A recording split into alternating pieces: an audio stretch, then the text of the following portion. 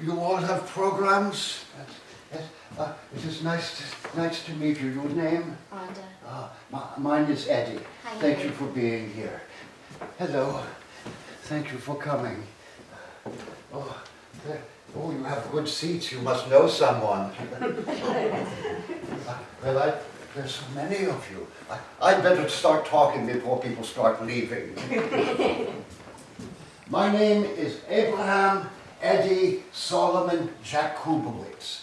Well, in English, it's much easier. My friends call me Eddie Jaku, so please, call me Eddie.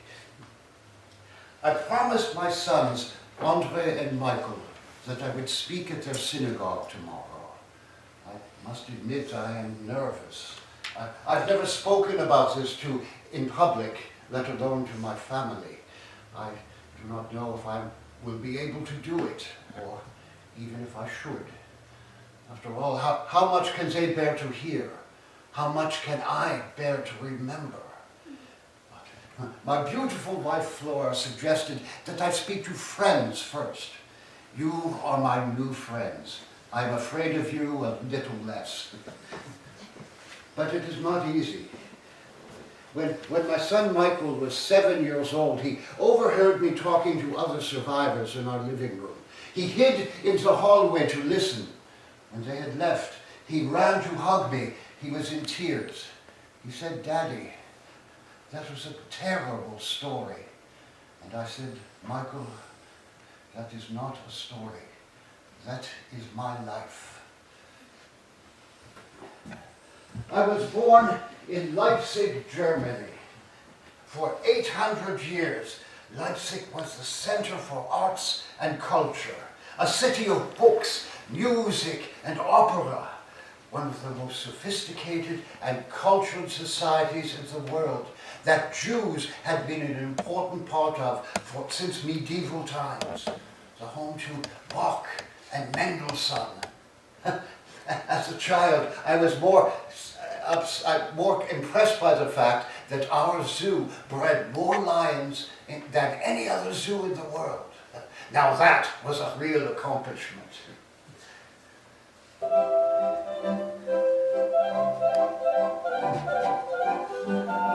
My father, Isidore, was an immigrant from Poland, but he was as proud a German as could be. He would say, "We are Germans," and then we are German Jews. My mother, every Friday before Shabbos dinner, my mother Lena would bake loaves and loaves of challah, and then half of the loaves would disappear. My father had taken them to give to friends in need. He was always bringing home people to dinner, to share dinner with us without telling my mother first. And she would say, "Isidore, you can't bring home all these people. We can't even fit them around our table anymore." Lena, you're right, 200%. So the next day, he brought home a bigger table.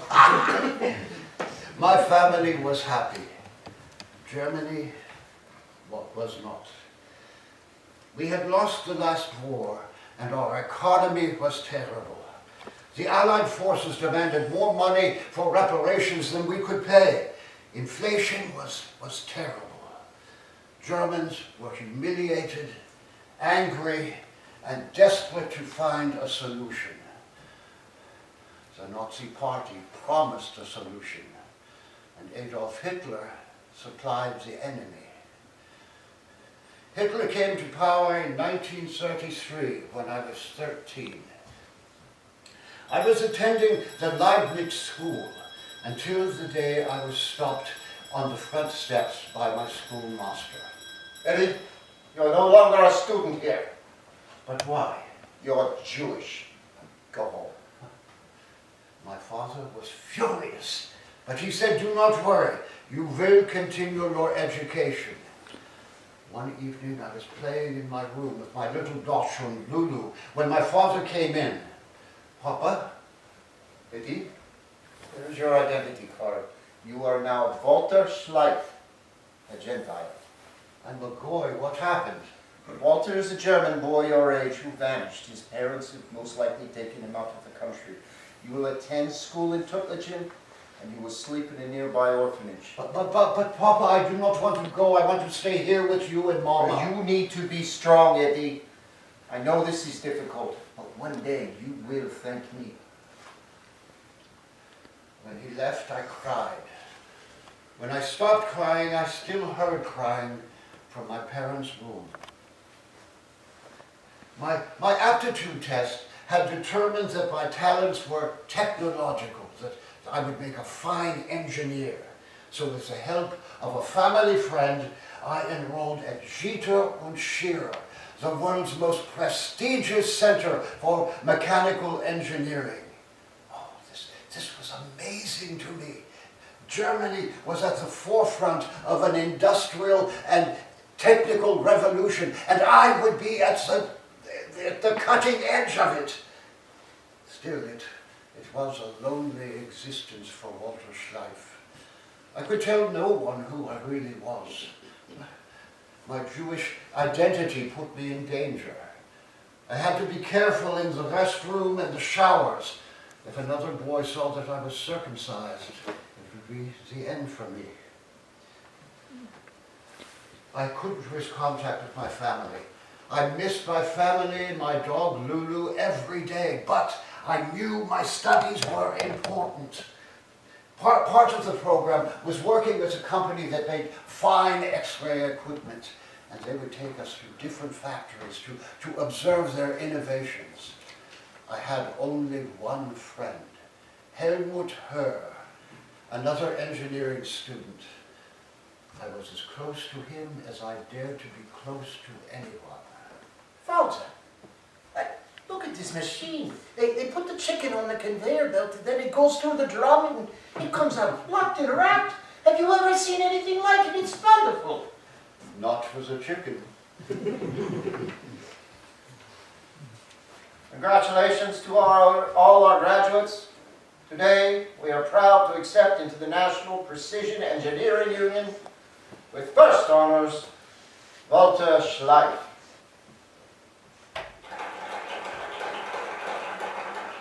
When he called for Walter Schleif, I tried hard not to cry. Oh, I treasure all the knowledge that I had gotten, but for 4.5 years I was separated from my family. Now I had to see them, to tell them that I had graduated.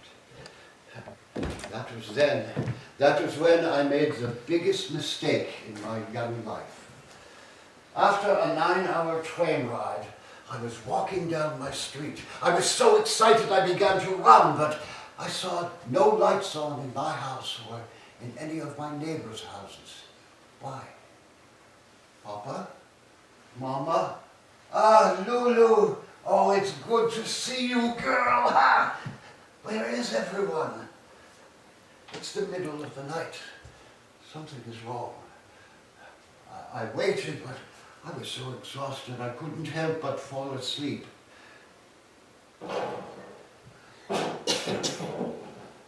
10 Nazis grabbed me from my bed and beat me until my pajamas dripped blood.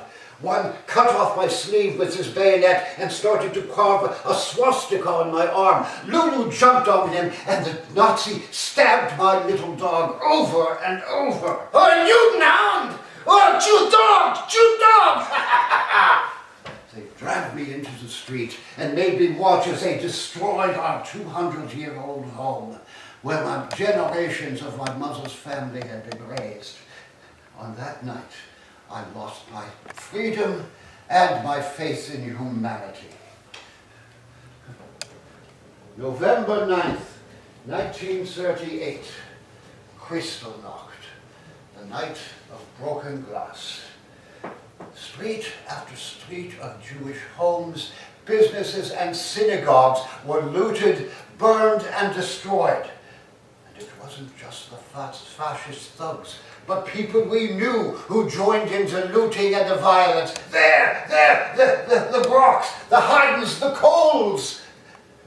And when they finished destroying our property, they gathered up Jews, many of them children, and threw them onto the river ice to break through into the freezing water below.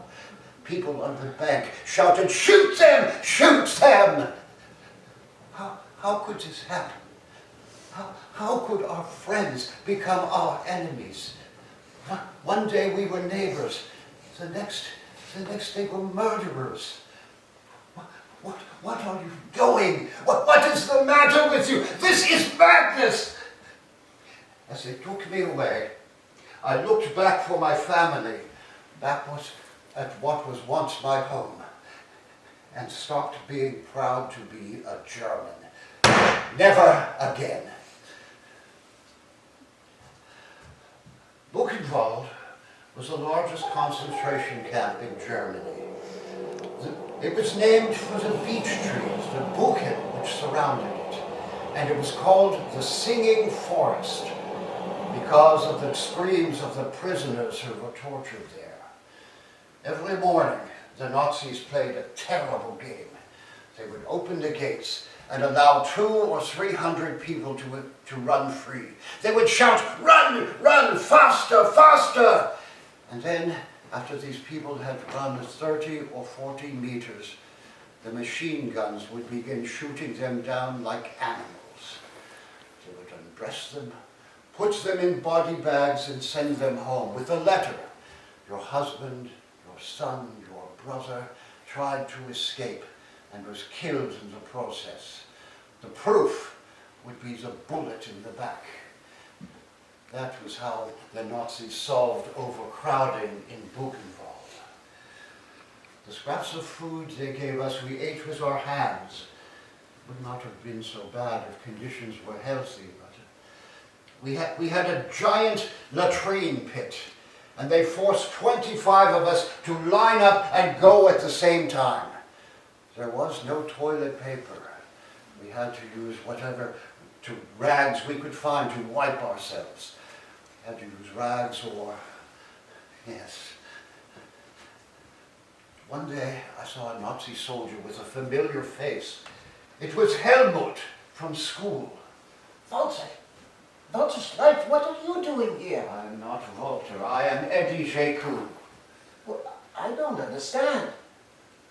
I don't understand how you could be a guard here. Why? But wait, I didn't know you were a Jew. I was a human being, just as I am now. Helmut, we were friends. Shh. Listen, Walter, Eddie, I want to help you. You know I do, but I can't let you escape. You can see that, can't you? Fine. Well, The next day, the commander of the camp sent for me. Jaku, I hear you are a talented engineer. Must be true, because the guard who told me knows he will die if it is not. Germany needs workers. Are you prepared to work for us? Yes, I am. For the rest of your life? Yes. It costs nothing to say yes.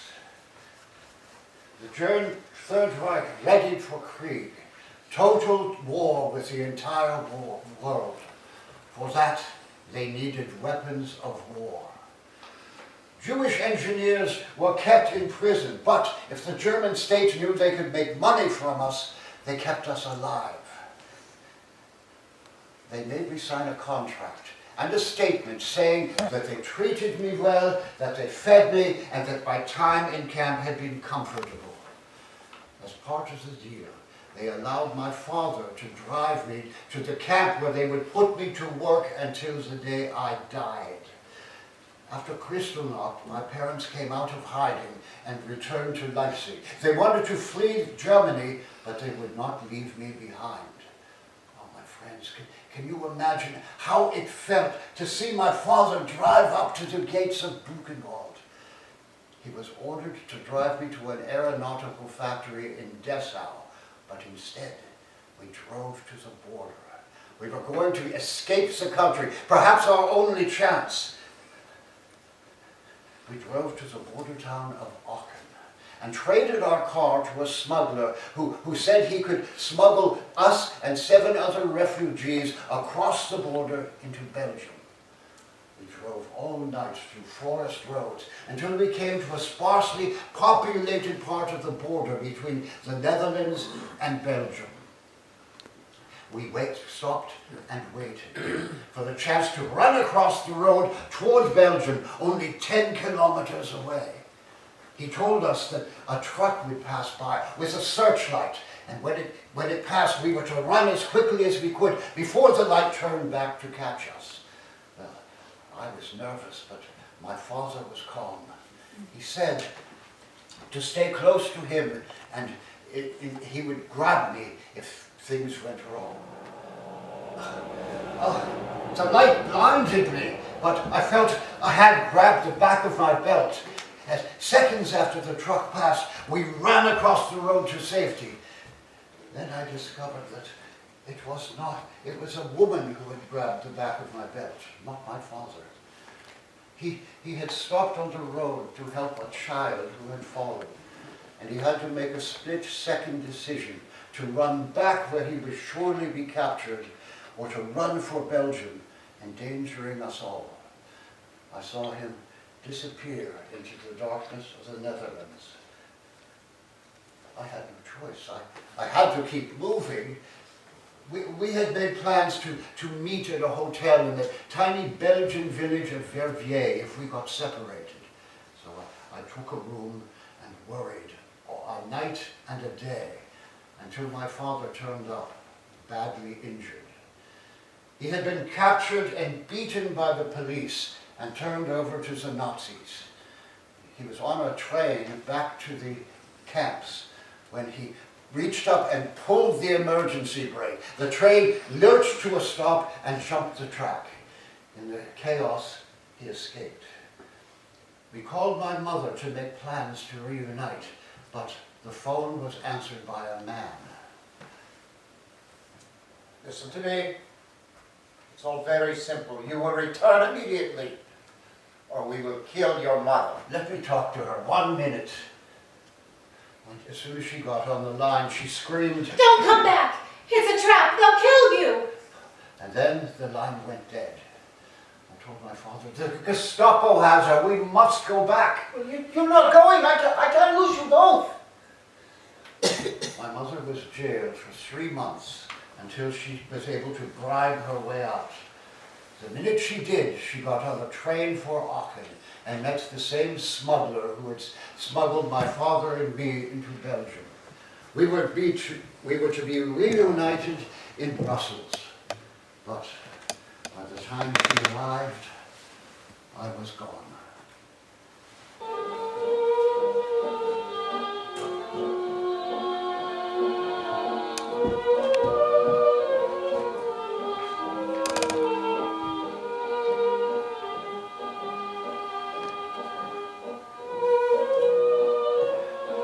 I had left my father at the hotel and gone out for food when I was arrested by the Belgian gendarmerie, not for being a Jew, but for being a German who had crossed over the border illegally.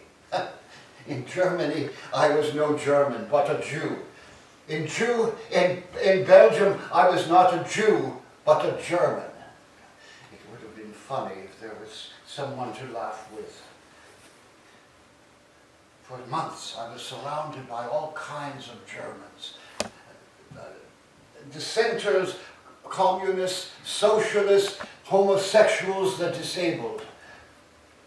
In May of 1940, Germany invaded Belgium. Plans were made to send a group of us to Britain, but the Belgian official in charge made sure that by the time we got to the docks, the ship had gone without us. He was a collaborator who wanted us to fall into the hands of the Nazis. Now what? Dunkirk was almost 50 kilometers away, but it was a port with ships that might be our escape from the European mainland. We set out on foot. It had taken a little more than 2 weeks for the German panzers to crush the Allied armies and drive them into retreat. When we arrived in Dunkirk, There were thousands of Allied soldiers lying dead on the beach, and the air was filled with gunfire and explosions. The soldiers struggled to hold the Germans back as they were evacuated, one small ship at a time. We begged a captain, our group begged a captain to be let on one of the ships, but he refused. We can only take English soldiers, he said. I'm sorry. But one of us had an idea. He found the body of a dead English soldier about his size. Put their uniforms on, he said. Do it, it will work. And it did. He was able to sneak past the officers and onto a boat to safety. I saw a young, dead English man who had fallen on a rock. I felt ill, but I opened up his jacket to find that a bullet had exploded his stomach. I couldn't, but it was one thing to steal this poor boy's clothes, but quite another thing to steal his dignity, the only thing that this war had not taken from him. I looked around me. In the chaos, I had lost my group, so I decided to travel on foot to the south of France, where there might be a way to escape. I joined thousands of refugees on the road, so many that I could not count them. For 2.5 months, I walked from sunup to sundown. In Lyon, there were so many refugees that the roads were closed. And by then, exhaustion had worn me down. I was sick and growing weaker. I went to a public restroom and paid the attendant for a towel to clean myself. I had only sat down on the toilet when a French policeman kicked down the door and dragged me out, my trousers still down. The attendant was waving my passport that she had taken from my jacket. She was screaming, "He's a spy! He's a spy!" The policeman ignored my protests and arrested me. Hitler was increasingly obsessed with Jews in Europe. Many of us were educated professionals, doctors, scientists, the people Hitler needed to advance research and industry. And he wanted us back. At the station, I asked a guard where the train was headed, and he told me we were going to a concentration camp in Poland. That was the first I heard the word Auschwitz. I could not go back to a camp. Auschwitz was 9 hours away.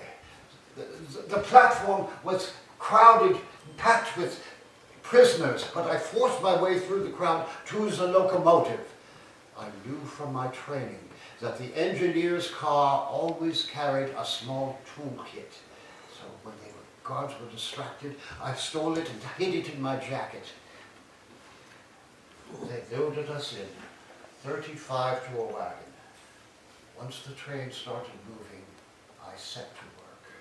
I unscrewed all the bolts from the floor, but I didn't realize that the boards were all interlocked, so it was impossible to remove them, even if the screws were all taken out. But my screwdriver was strong, so I started chipping away at one of the boards. 5 hours, 6 hours, yes, but one board was not enough. I had to dislodge 2. 7 hours, 8. Finally, a narrow slot. 9 of us, who were very skinny, wriggled through that little slot and clung like spiders to the underside of the train. I saw a light up ahead and felt the train slowing down. It was now or never. I hollered, "Let go," and we fell to the tracks below, covering our heads with our arms, hoping that the undercarriage of the train did not split our skulls like melons. And then the train was gone. For safety's sake, we decided to split up and go in different directions. I figured out the direction that would take me to Brussels. But I couldn't just board a train. I would surely be arrested. So instead, I waited just beyond the station and jumped on the train, and then jumped off before the next station. To see my mother and father again, It took a week to travel back to Brussels. I ran to the apartment where my family had agreed to meet to see my mother and father again. There are no words to describe my joy. You must imagine it in your heart. But it was a gamble every time to be outside. We had to be afraid of anybody who might turn us in. But I had to find work so we could eat. I walked to dozens of factories, but no one would hire me without papers. Finally, a man gave me a job. I would maintain and repair the machines in his factory at night when no one was around. Still, it was very dangerous. There was a curfew in effect. Anyone caught on the street after dark without papers would be shot on sight. He paid me in cigarettes. Cigarettes! We needed food. I was lucky to meet a kind woman who ran a restaurant, and she agreed to sell the cigarettes for me. I would leave them in her dog kennel at night, and the next day I would find groceries, potatoes, bread, butter, cheese, but no meat. There was no meat for anyone. Then, one evening in the winter of 1943, I had just left for work when our apartment was raided by the Belgian police. They took my parents were taken into custody. The police knew I would be back. The minute I opened the door, they grabbed me and took me to the Belgian office of the Gestapo. My parents were already there.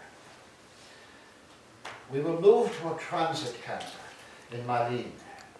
We stayed there for months until they were able to round up 1,500 Jews for deportation. Then they packed us onto the train for Auschwitz.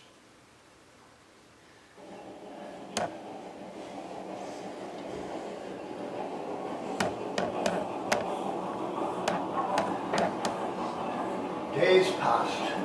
No food, no water. Over the noise of the tracks, I could hear people crying out. One woman screamed, My children are thirsty. They need water. My gold ring for water. After 2 days, she fell silent. By the time we reached our destination, 40% of us had died. 600 people. 30 times more than the people in this room. By it, marked frei. The iron sign hung over the barbed wire fences. Work will set you free. The ground was slippery with frozen mud, and the first few people off the carriage slipped, stumbled. We were all weak, some of us sick, but my father and I lingered to help the women, children, and the elderly off the train. We helped my mother, and she disappeared into the crowds that the Nazis drove like cattle with batons and attack dogs. Suddenly, it was just me and my father, and we were shoved toward them, toward where a man in a bright white lab coat stood, surrounded by SS. This was Dr. Joseph Mengele, one of the most evil men in the history of mankind. He studied us as we approached, then pointed to the left, to the right, in the lines that were there. I stood before him, and for a second, a brief instant, our eyes met. He looked bored.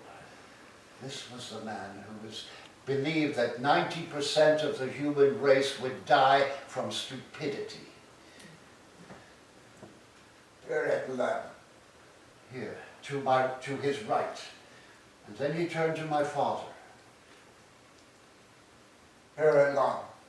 He pointed to the left, to where a truck was being loaded. But I didn't want to be separated from my father, so I snuck into his line, but one of Mengele's stooges saw me. You! He told you to go this way! But Your father is old and weak. He will run. You are young. You will walk. we were marched into a room and told to throw our clothes into a pile. They cut off my hair and gave me a thin cotton uniform. They put my arm in a sling so that I could not move, and they tattooed a number on my skin so deep that it would never fade. It hurt like 1,000 injections. 1, 7, 2, 3, 3, 8. This was my identity.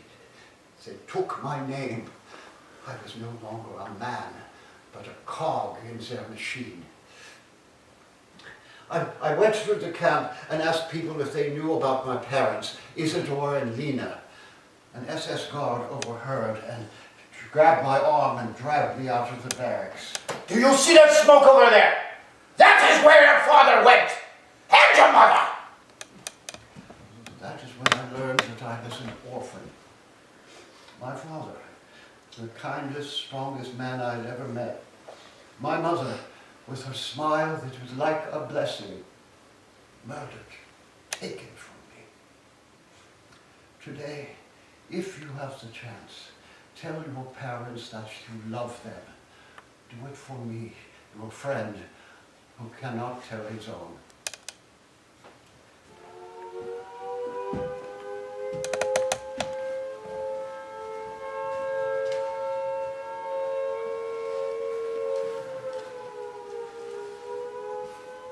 Auschwitz was a death camp. You never knew if you got up in the morning, if you would come back to your bed. Not that they had beds. We slept on hard wooden planks, 10 men in a row, curled up like herrings in a jar, because that was the only way to survive. It was always below freezing, and we were forced to sleep naked. If you were naked, you could not escape. If I went to the toilet, when I came back, I had to shake the 1st and the 10th men to get them to move into the center of the human pile. Because if I didn't, the people on the outside edges would freeze to death. Still, 10 to 20 of us died every night. You would go to sleep in the arms of the man next to you for warmth, and wake to find him frozen solid, his dead eyes staring at you. Those who survived the night would be forced to march for 1.5 hours to work in the factories that needed slave labor. The only protection from the wind and rain and snow we had was our thin uniforms and the cheap wooden shoes that drove splinters into our feet. If someone tripped and fell, they would be shot, and then we would be forced to carry their bodies back to the camp. My first work detail was clearing the site of a bombed-out ammunition depot. Other Jews did not trust me because I was a German, and the Polish Christians hated Jews as much as the Nazis did. The one exception was a man named Kurt Hirschfeld. He had been taken from his wife Charlotte's arms and sent here. He said he could still hear her screams. He spoke quietly as we picked up pieces of explosives. We even made each other laugh. Can you believe it? I couldn't believe the sounds that were coming out of my mouth. Eddie, have you heard the one about Hitler and Goring? No, tell me. Hitler and Goring were standing at the top of the radio tower in Berlin. Hitler looks at Goring and says, I want to do something to make the people of Germany happy. and Goring says, why don't you jump? Funny. But not to Hitler. He tracked down the woman who first told that and cut off her head. That is not a joke. The camp was surrounded by an electrified barbed wire fence. To touch the fence was certain death. So to end their lives without giving the Nazis the satisfaction of killing them, people would run to the wire and grab it. I lost two good friends that way. They went naked, holding hands to the wire. I do not blame them. Many times I said to Kurt, let's do it. Why go on? And Kurt refused. He would not let me go to the wire. I would not be here today without Kurt. Because of my friend, I survived. Please, understand this. The greatest gift a human being can receive is to be loved. Without friendship, we are lost. Kurt and I were soon assigned different work details. The Nazis were precise record keepers and had information about the professions of all the Jewish prisoners. Somehow, they had no papers for Kurt. So, when they asked him, he lied and told them shoemaker. So, he was sent to a workshop inside the camp. He found out that we were both classified economically indispensable Jews. Very prestigious, yes? No. But it meant that we had value. On 3 separate occasions, I was taken to the gas chambers, and moments before going in, the guard saw my number and said, take out 172338. 3 times this happened. I was sent to work at IG Farm, the largest company in Europe. They supplied the poison gas, Zyklon B, that killed over 1 million people in the gas chambers. The factory owners gave us injections of vitamins and glucose to keep us working. I was the only one who could repair the pressure gauges on the pipes that kept the factory machinery going to supply the German army. I wore a sign around my neck that said if even one of the pipes was found to be leaking, I was to be hanged. I often needed to climb a tower to adjust the pipes. High in the air, it was freezing cold as snow. One time, after I came down, I must have fallen asleep because I woke with a shock of pain. A guard had thrown a rock at my head, which left a big gash in my head. And I said, if you want to kill me, shoot me, get it over with. He came at me. I thought I was a dead man, but he was panicked. If he killed me, he killed an economically indispensable Jew. So he drove me to the field hospital. I waited on the stretcher, half conscious, when I saw a high-ranking SS officer adjusting the controls on an operating table. Then I passed out. When I recovered, that same officer came into my room. I'm Professor Mueller, a neurosurgeon here. Your name is Jaku. Economically indispensable, Jaku. Comedian. Tell me, how did you recognize the machine I was working on? I did. Well, you said it was a Siemens before you went unconscious. You know it then? Yes, Can you repair them? I can make them. And you offered me a job manufacturing the specialized machinery for operating tables that were used in neurosurgery. My father had been right. Education saved my life.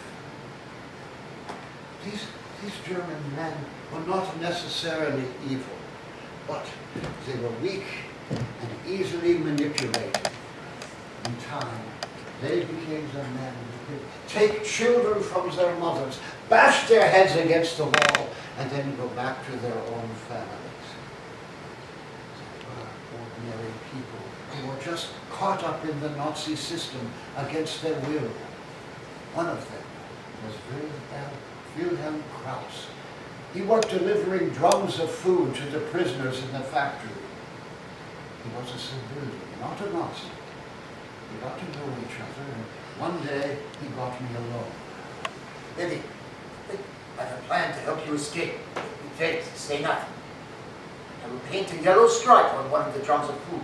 It will have a chain inside.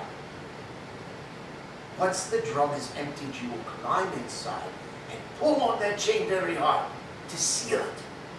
I will load the truck. I will load the drum onto the back of the truck.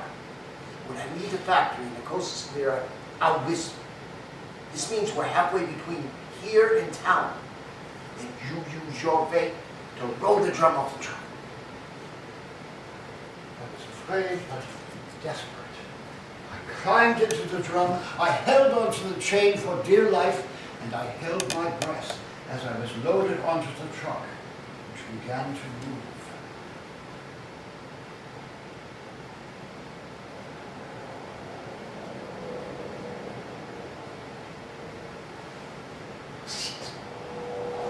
I threw myself against the side of the barrel until it fell off the truck and started rolling down the hill, faster and faster, until it hit a tree. I got out, bruised but triumphant. I was free. Then I realized that I was still wearing the uniform of the concentration camp. I needed help. I walked a while through the woods until I came to a house with smoke coming from the chimney. I knocked on the door, and a Polish man answered. I could not speak Polish, so I asked him in German and French if he could give me a shirt. He didn't say a word. He went down his long hallway to the last room. When he returned, he had a rifle. I ran towards the woods, zigzagging as he shot at me, once, twice, 3 times.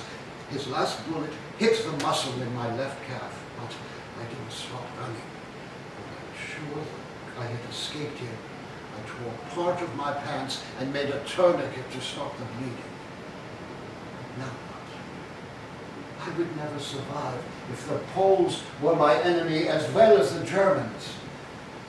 I only had one option: to sneak back into Auschwitz.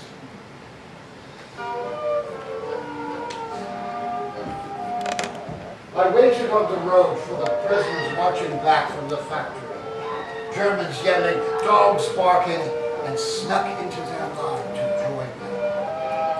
I simply walked back into Auschwitz with a souvenir, a bullet in my leg.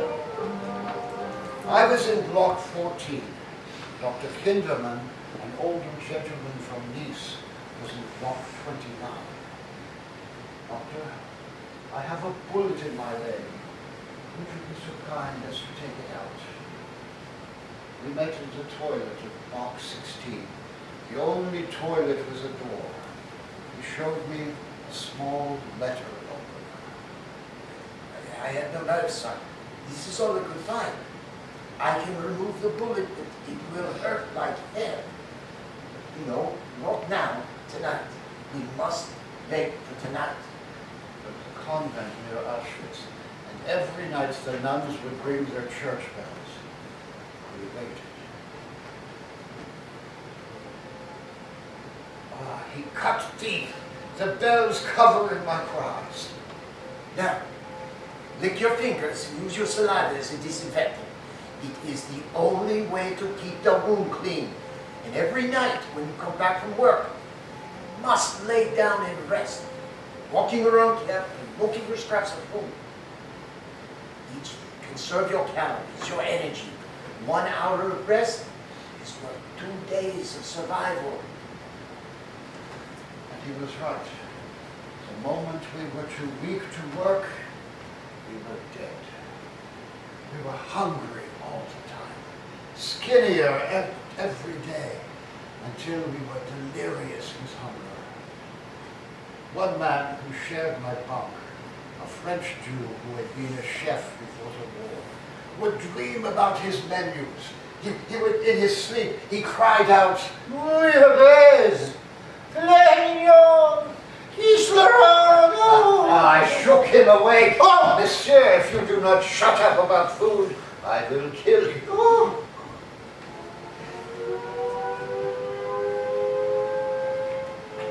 On January 18th, 1945, they woke us at 3 a.m., They told us we would not be going to work that day. The war was going badly for the Nazis. The Russian army was getting closer. The Nazis panicked.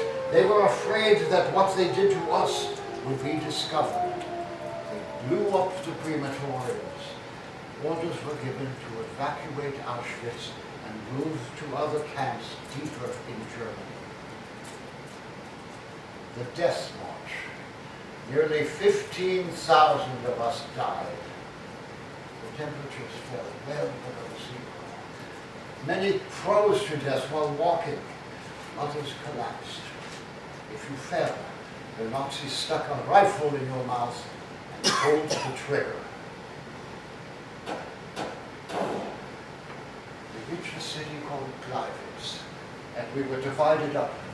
Kurt and I were ordered into an abandoned warehouse on the second floor. I cannot go any further. Yes, you can. We made it this far. I'm not going further. Have to. They will shoot you. I don't care. I do. I will not lose you. That night, I searched the building. Downstairs in the toilet, I saw a hatch to access the electric. I found a ladder. 3 other prisoners were already there, but there was room for Kurt. I helped him up the ladder and embraced him. Kurt, you will survive. Then I pushed the hatch closed. The next morning, I was back on the death march. We finally reached a station where the Nazis loaded us onto a train back to Buchenwald. I knew there was no escape. There was SS Hauptscharführer, known as the hangman of Buchenwald, for his cruel tortures of prisoners. He crucified priests upside down, burned prisoners with white phosphorus, hanged them while performing medieval torture techniques. The Nazis were getting crueler and crazier. The Russian army was getting closer.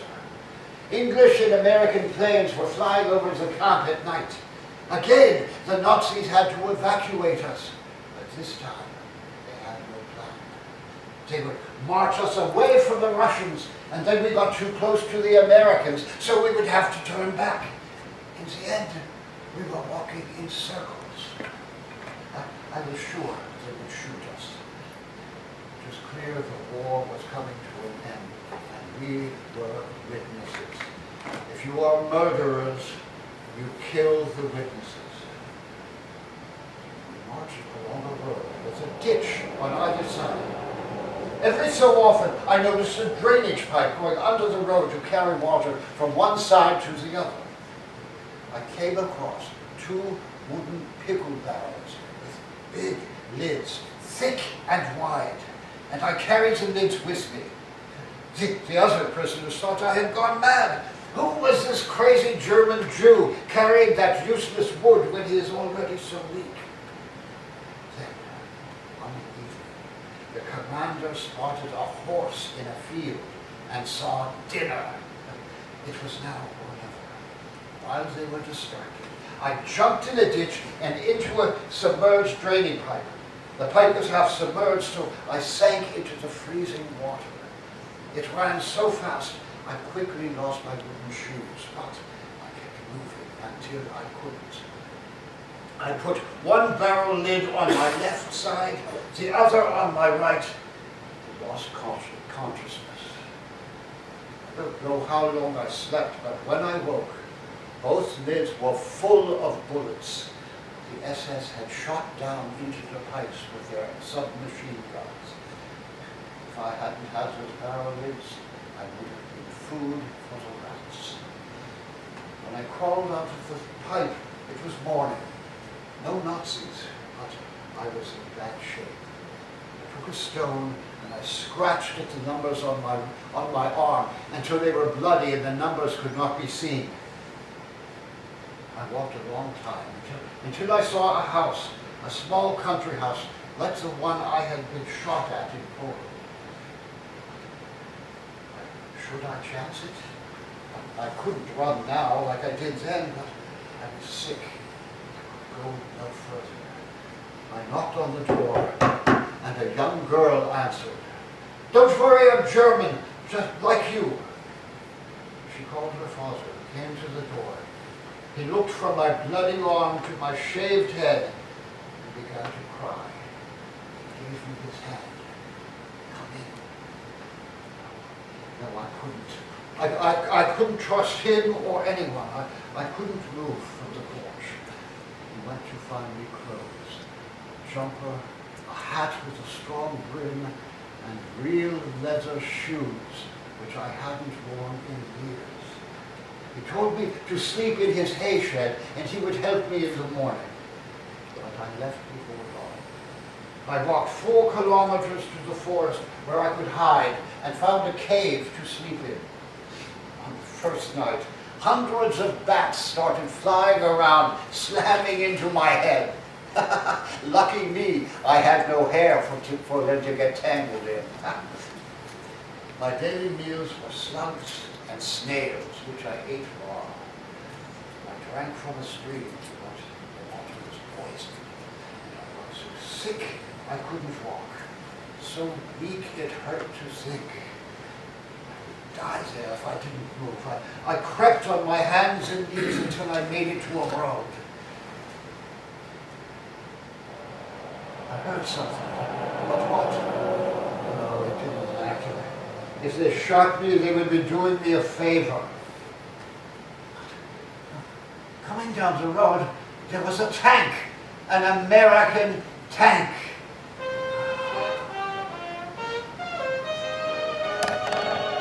Step into the light, it shines bright. And the way your head into the light. Rhythms in the air, it's time to sway. Let the music guide you from one way. Swallow these pills. You need to keep your medicine down. It's critical. My name is Emma.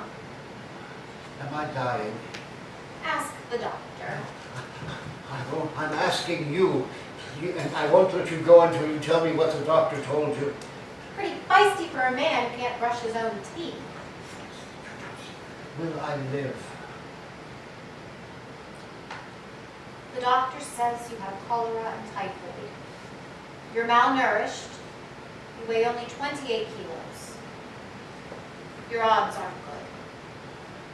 Thank God I have odds.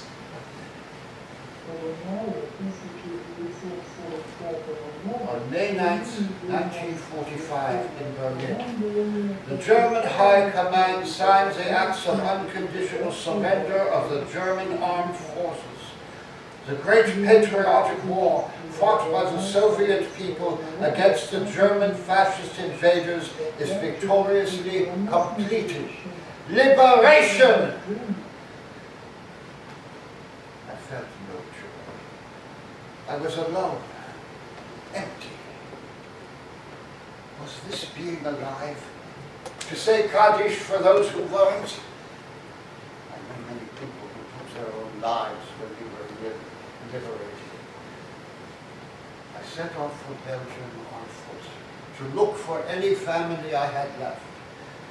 At the border, they stopped me and told me I wouldn't be allowed in because I was a German. No, I am not a German. I am a Jew who the Nazis wanted to kill. They failed, and now I am coming into Belgium. And I did. Before the war, I had more than 100 relatives all over Europe. Now, it was just me. As a refugee, I was given permission to stay in Belgium for 6 months. Since there was nowhere to go, I spent time at a canteen set up by a Jewish welfare society. It provided meals and companionship to refugees as well as soldiers from all across the Allied armies.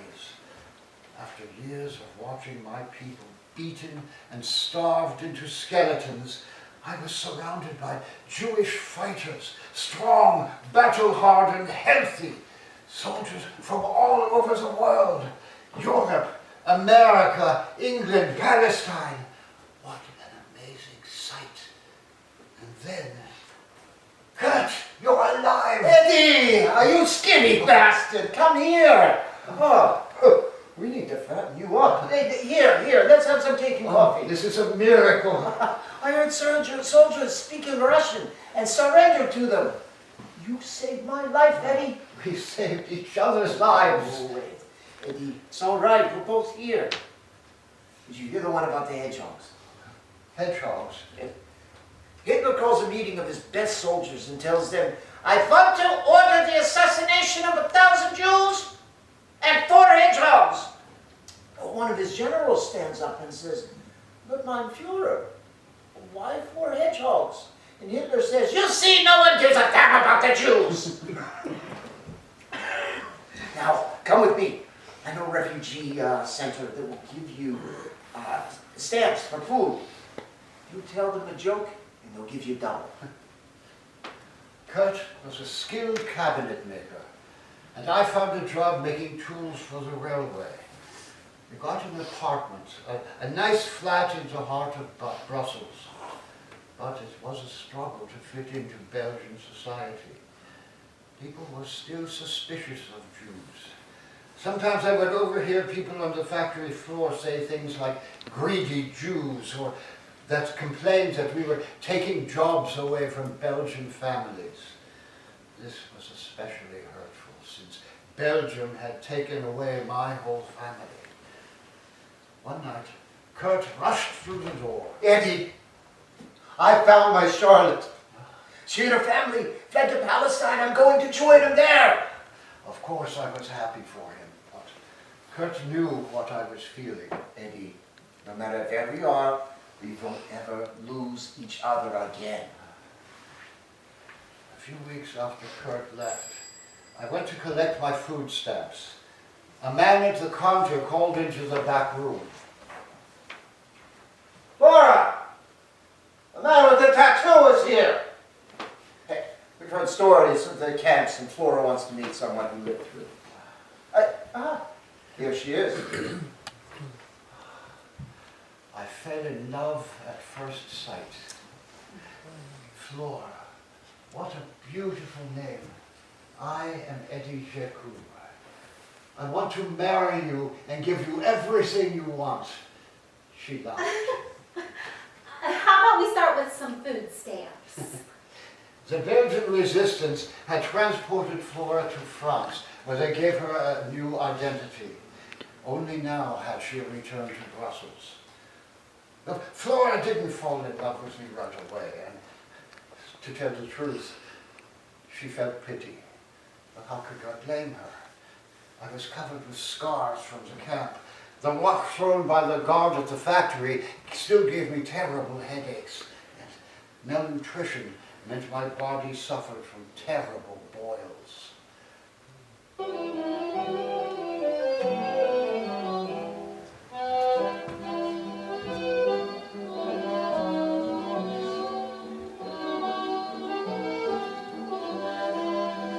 On our first date, we went to the movies, but the boils gave me such pain that I could not sit still. She said, What is the matter with you? a word of advice, never mention boils on a first date. We were such different people. I was methodical. I liked to work with machines and numbers. She loved meeting people, listening to music and going to the theater. That's what makes us such a good pair, I told her. You don't want to fall in love with yourself. We were wed in a civil ceremony. I was a very difficult person when I was first married. I lived in fear of my life for so long that I could not help stop thinking like a survivor. I was programmed to look out for danger. Flora would say, Eddie, the Kurtzers down the hall are having neighbors over. I told them we'd stop by. why did you do that? You go. They want to see us both. Eddie, you need to get out. There are too many people. Too many in restaurants, in stores, on the street, all around. And Flora could not understand this. And I couldn't tell her. I don't know how she put up with me. I was a miserable ghost. I was quiet, closed off, even when she told me she was pregnant. Eddie, are you happy? Happy? What is that? I hugged her. Now I had to make enough money to support 3 of us. I took a job with a company making specialized operating equipment for all of Europe. I traveled city to city installing machinery for surgery. It kept me moving, busy. Too busy to think about anything but the work. I was in the middle of an assignment when I got a call from home. My boss saw my face. Eddie, what's wrong? Flora just went into labor. But you have to be there. No, she's in Brussels. It's too far away. I'd never make it. You would if you'd fly.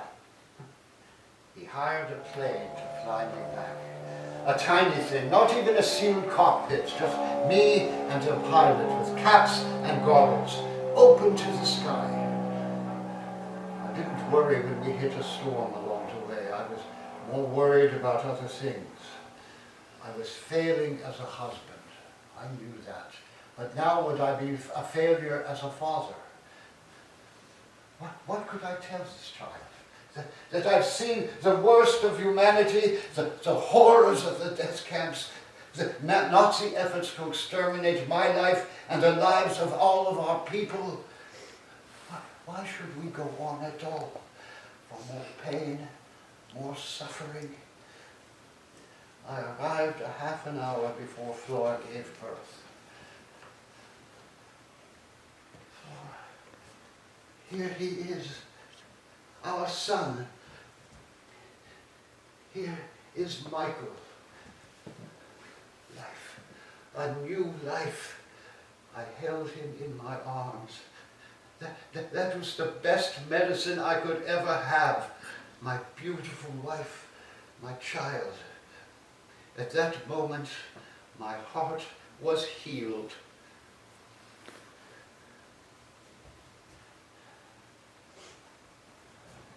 We moved to Australia and never looked back. We bought a business and hung a sign, Eddie's Service Station. The business grew, and we were even able to open a new car showroom. Then years later, we sold it all. To slow down? No. Flora and I opened our own real estate agency, and we worked together as a team into our 90s. We decided to celebrate our wedding anniversary on April 20th, Hitler's birthday. Now, I do not hate anyone, not even him. I do not forgive him. If I forgive, then I am a traitor to the 6 million who died. But I must not only just remember them, I must also live for them the best life I can. Oh, every breath is a gift. Oh, there are many hard days, but even on those days, we are so lucky to be alive. Today, Flora and I are surrounded by our sons, Michael and Andre, our 4 grandchildren, and our 5 great-grandchildren. I see now. They are why I must speak in the synagogue tomorrow. And they must listen. They must never have to hide in a hallway to know about my life. Thank you for making me understand that. Please take with you these words my father told me. Family first, family second, family last. And we are all family. Please remember this from your new friend, Eddie Jaku. the happiest man on earth.